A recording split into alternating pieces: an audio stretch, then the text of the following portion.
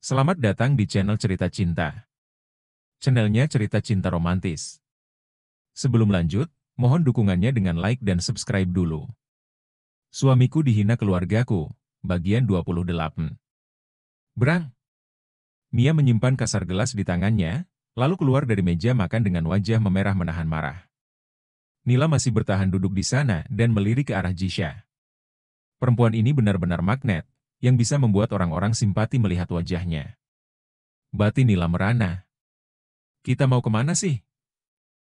Ketus Jisha pada suaminya yang memaksanya keluar bersama. Nanti juga kau akan tahu, sayang kita mau kemana. Jawab Rega lembut, meski istrinya berbicara dengan nada ketus. Tidak. Aku mau pulang saja. Kamu mau kualat sama suami. Kalau kau tidak ingin mendengar perkataan suamimu, ucap Arga membuat Jisha bertambah kesal. Jisha hanya diam dengan wajah bertambah kesal. Mobil berhenti tepat di sebuah toko yang tentu tidak asing buat Jisha. Jisha yang tahu di mana tempat ia berada saat ini. Buru-buru turun dari mobil dan mengangkat pandangan, melihat tokonya yang masih berdiri tegak. Dengan beberapa dari sudut toko itu sudah didekorasi, menyulap toko itu menjadi sangat indah dan elegan. Nama Jisha Kosmetik juga sudah lebih dibesarkan lagi, terpampang jelas di depan matanya. Perlahan matanya berkaca-kaca dengan perasaan haru, bahagia, sedih, karena dia bisa melihat tokonya lagi. Melihat ke arah suaminya. Ini untukku? Tanya Jisha seolah tak percaya. Iya, ini semua untukmu, sayang. Aku tidak mengubah apapun milikmu, aku hanya menambah. Bruk! Ucapan Arga berhenti, saat istrinya memeluknya dengan perasaan haru. Tak menyangka jika suaminya melakukan segala-galanya untuk dirinya. Terima kasih untuk semua yang kau berikan padaku, Mas. Mencium sekilas dagu suami, karena posisinya saat ini memeluk si suami. Tidak perlu berterima kasih. Cukup kau percaya saja, kalau hanya kau wanita yang aku inginkan tidak ada wanita lain. Dan aku hanya meminta, jangan terlalu mudah percaya mendengar apapun yang dikatakan oleh orang-orang di luaran sana. Karena kebanyakan orang lain itu, hanya ingin merusak rumah tangga kita. Teman untuk menjadi musuh itu banyak, jadi sekali lagi aku mengingatkan, bisa saja kau marah jika kau ingin marah. Tapi dengarkan dulu penjelasanku, karena apa yang dikatakan oleh semua orang itu belum tentu benar. Aku tahu dulu aku pernah membohongimu, tapi percayalah, aku melakukan semua itu karena aku memiliki satu alasan. Bukan karena memang suka membohongimu. Jadi kumohon, kedepannya jika ada masalah di antara kita, mari kita berbicara dengan kepala dingin. Tidak harus menggunakan kekerasan, atau marah-marah tidak jelas. Ucap Arga menarik lembut hidung istrinya, yang mendongak ke atas dengan posisi masih memeluk dia. Maafkan aku, Mas. Maafkan aku yang terlalu mudah mempercayai ucapan orang lain. Kata Jisha merasa bersalah. Karena telah mempercayai orang lain tanpa ingin mendengarkan penjelasan dari suaminya sendiri. Karena belum tentu ucapan orang lain itu semuanya benar. Ayo kita masuk, sayang. Ajak Arga, yang diangguki oleh Jisha dengan wajah antusias. Tak sabar ingin melihat seperti apa dalam tokonya, apakah sudah berubah ataukah masih seperti sedia kala. Ketika ia membuka pintu, Jisha terkaget. Di dalam semua ternyata sudah diubah, membuat toko itu bertambah lebih luas dan juga terlihat benar-benar indah. Saat mengangkat pandangan, Jisha lagi-lagi terkejut. Melihat tulisan yang bertuliskan, "Selamat datang istriku yang cantik." Tak bisa menahan diri, Jisha tertawa melihat tulisan besar yang menyambut kedatangannya. Sungguh suaminya itu tahu apa yang membuat hatinya berbunga-bunga. Ternyata suamiku itu memiliki sisi romantis juga. Pikirnya bahagia. Bagaimana Jisha Kosmetik bisa ada di tanganmu, Mas? Tanya Jisha sedikit heran. Bagaimana tokonya bisa berada di tangan suaminya? Mengingat terakhir, toko itu diambil alih oleh kakaknya Sasa. Tidak perlu bertanya, tentu saja karena aku banyak uang. Aku bisa melakukan apa saja menggunakan uangku, Arga menjawab istrinya dengan candaan. Sombong. Kamu itu benar-benar melakukan segala cara menggunakan uang. Jisha geleng-geleng kepala. Arga tersenyum, aku cuma bercanda, sayang. Ucap Arga, yang memang hanya sekedar bercanda. Jisha berdiri menghadapkan diri ke cermin. Melihat perutnya yang sudah ketara dengan kandungan memasuki bulan keempat. Sebentar lagi kamu akan lahir. Ah, tanpa terasa sudah 4 bulan kau mengisi perut ibu. Batin Jisha tersenyum bahagia, melihat perutnya melalui pantulan cermin. Tiba-tiba sepasang tangan kokoh memeluk perut buncit Jisha dari belakang. Laki-laki itu juga menaruh dagunya di celah leher Jisha. Kau wangi sekali sayang. Menghirup aroma tubuh Jisha dalam-dalam karena merasa sangat wangi. Kamu sudah pulang, Mas? Katanya mau pergi selama seminggu untuk perjalanan bisnis?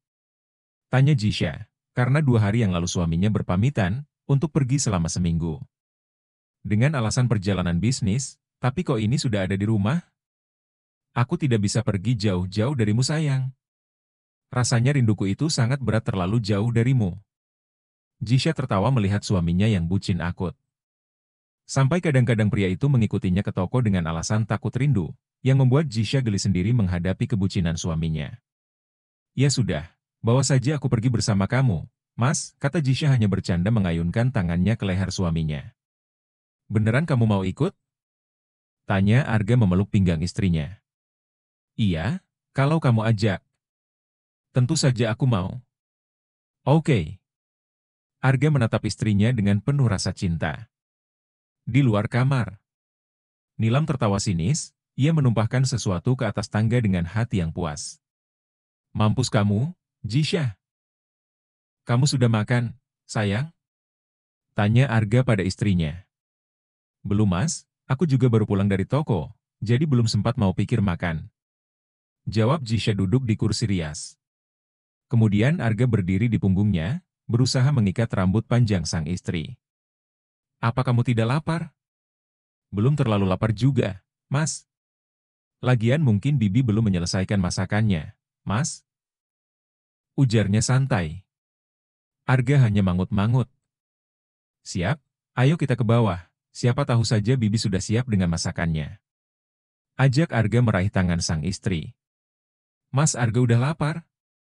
Jisha membalik badan, usai pria itu menguncir rambutnya. Lumayan lapar, baby.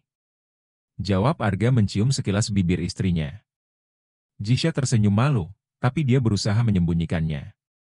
Kamu kok jadi orang lebay banget sih, mas? Itu namanya bukan lebay, Hani. Itu namanya cinta, jawab Arga mengedipkan satu mata. Cintamu membuatku takut, gumam Jisha. Usai menarik jilbab yang langsung dipasangkan ke kepalanya, Jisha keluar dari kamar bersama suaminya. Hanya ingin turun makan ke bawah. Jadi tak perlu memakai jilbab dengan rapi, pikir Jisha. Perlahan kaki Jisha melangkah mulai mendekati tangga. Yang dimana Mia sudah menaburkan minyak di tangga itu. Agar Jisha terjatuh, dan dia berharap kalau wanita itu akan tewas seketika. Tang ting tung tang ting tung. Sepasangan suami istri itu yang berjalan menuju tangga, tiba-tiba menghentikan langkah. Karena terdengar suara ponsel Arga berbunyi, yang ternyata ada seseorang yang menghubunginya. Kamu turun duluan ya, sayang. Aku mau angkat panggilan sebentar, kata pria itu berhenti sejenak. Dan membiarkan istrinya berjalan lebih dulu. Halo, halo. Beberapa kali Arga berbicara pada orang yang berada di seberang panggilan. Akan tetapi orang tersebut tidak menyahutinya, padahal ponsel dalam keadaan tersambung. Mengganggu saja. Geram Arga, sambil kembali melanjutkan langkah kaki, menyusul di belakang punggung istrinya. Saat Jisha ingin menginjak tangga pertama, wanita itu tiba-tiba teringat, jika dia ingin menghubungi salah satu karyawan di tokonya. Untuk memberitahukan pada karyawan itu, kalau besok dia mungkin masuk sedikit telat. Dan meminta karyawannya, membuka toko lebih dulu tanpa menunggunya. Jisha yang tadinya sudah ingin menginjak ke anak tangga. Menghentikan langkah kakinya, membalik badan berjalan ingin kembali ke kamar. Mau kemana lagi, sayang? Tanya Arga pada istrinya yang berjalan ingin melewatinya. Aku lupa bawa ponselku, mas. Soalnya aku mau menghubungi salah satu karyawanku. Kalau besok aku mungkin telat masuk, jadi aku mau minta dia untuk membuka lebih dulu tokoku. Tunggu bentar ya, mas. Aku mau ambil ponselku dulu, jelas Jisha. Kamu di sini saja sayang, aku yang akan mengambil ponselmu. Tadi kamu menyimpan ponselmu di mana? Kayaknya kalau nggak salah di kasur deh, mas. Tunggu saja sini, biar mas yang akan pergi. Makasih, Mas. Arga tersenyum, langsung berjalan menuju kamar untuk mengambil ponsel istrinya. Plak, plak, plak. Terdengar langkah kaki Mia, yang berjalan berniat untuk turun ke bawah. Tapi ketika melihat Jisha, ia mengurungkan niatnya untuk menginjak di lantai licin. Ia berjalan menghampiri Jisha yang menunggu Arga. Hei, kapan kamu akan pergi dari rumah ini? Tiba-tiba saja Mia menyerang Jisha. Kenapa saya harus pergi dari rumah ini? Suami saya tinggal di sini, jadi saya rasa, saya tidak harus pergi dari sini. Jawab Jisha tak ingin memandang ke wajah Mia, yang dia tahu sangat membencinya. Cuy, dasar wanita matre. Ucap Mia, karena beberapa hari yang lalu, dia memang pernah memberikan Jisha uang, dan meminta wanita itu untuk pergi dari rumah. Tapi tentu saja, Jisha akan menolak keinginan Mia. Mia teringat waktu di mana ia mengusir Jisha. Krek. Mia melempar cek tepat di hadapan Jisha. Waktu itu Arga juga tidak ada di rumah, karena baru paginya Arga berangkat ke luar negeri untuk perjalanan bisnis. Jisha masih bersabar. Ia mengambil kertas yang sudah Mia tuliskan di dalam sebuah cek itu. Apa maksud tante, memberikan aku cek ini? Tanya Jisha heran. Segera tinggalkan Rega. Kau itu tidak cocok dengan ponakanku. Lihatlah dirimu dan tampilanmu. Kau itu sangat sederhana. Dan tidak ada cantik-cantiknya. Ujar Mia tanpa memikirkan perasaan Jisha. Dia memang tidak peduli apapun yang akan terjadi pada Jisha. Baginya itu bukan urusannya. Jisha menarik kedua sudut bibir membentuk senyuman. Ia sudah biasa mendengar ucapan Mia, yang tidak pernah berhenti terus saja merendahkannya. Maaf, apa uang yang Anda berikan ini, agar saya bisa pergi dari kehidupan ponakan Anda? Apakah begitu maksud Anda? Tanya Jisha tersenyum. Kalau bukan karena aku meminta untuk kau pergi, lalu untuk apa lagi? Aku memberikan kamu sejumlah uang, agar kau mau meninggalkan Rega sekarang juga. Mia berbicara penuh penekanan, benar-benar ingin menyingkirkan Jisha dari kehidupan Arga. Tujuan yang ingin dia perjuangkan, mau menikahkan Arga dengan anak angkatnya. Sayangnya Arga tidak akan pernah setuju. Meskipun Arga belum menikah dengan Jisha, dia tidak akan pernah mau menikah dengan Nilam. Karena Arga memang tidak memiliki rasa apapun terhadap Nilam. Melihat keangkuhan Mia, membuat Jisha juga merasa harus membalas wanita itu dengan kesombongan. Sayangnya, saya tidak tertarik dengan uang yang sedikit seperti yang Anda berikan ini. Apa Anda sadar nyonya? Anda memberikan saya uang yang jumlahnya itu sangat kecil. Yang tidak ada apa-apanya, jika dibandingkan dengan jumlah uang yang suamiku berikan kepadaku. Lanjut Jisha, sengaja bersikap angkuh untuk membalas Mia. Mendengar ucapan Jisha, Mia sudah seperti terbakar api yang berkobar-kobar. Andaikan saja amarah itu bisa dilihat, amarah itu sudah mampu membakar ruangan di mana mereka berdua berada. Kau! Berani kau bersikap angkuh di hadapanku? Apa kau sadar, selain wajah sederhana, kau juga seharusnya wanita yang tidak akan pernah cocok bersanding dengan ponakanku. Lihatlah semua keluargamu menjadi pembantu dan tukang kebun dalam rumah ini. Apa kau tidak tahu malu? Ingin menjadi menantu dalam rumah ini dan hidup bersama Rega? Seharusnya kau sadar di mana posisimu, PL. Ujar Mia lantang, dengan marah yang menggebu-gebu. Tidak usah berteriak-teriak seperti itu, hei orang gila. Aku akan pergi dari rumah ini, kalau Nyonya mampu memberikan aku sejumlah uang, yang jumlahnya itu aku bisa membeli satu pesawat. Setelah itu, aku pasti akan pergi meninggalkan rumah ini. Kata Jisha semakin membuat Mia terbakar emosi. Kau! Berani kau! Mia hanya bisa berteriak marah, dan tidak bisa berbuat apa-apa.